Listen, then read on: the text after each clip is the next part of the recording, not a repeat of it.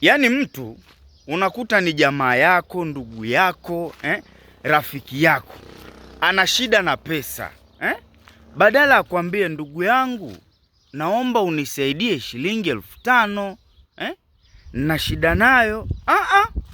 Hasemi hivyo. Tena unamkuta kachangamka, anajifanya amekuzoea sana, anaweza akakwambia vyovyote. Unamsikia tu, oya mwanangu, nitie buku 2 hapo. Wewe, nikutie buku 2, nikutie buku 2 wapi?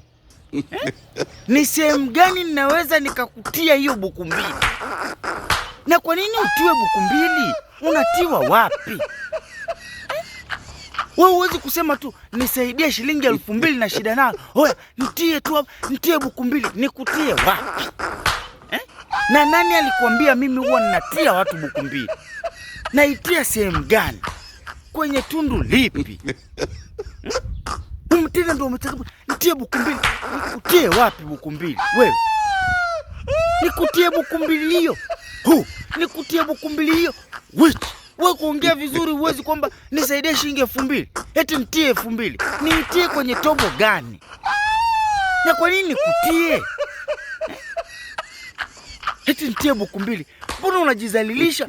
Nikutie buku 2, nikutie wapi? Wewe. Au umezoea kutiwa?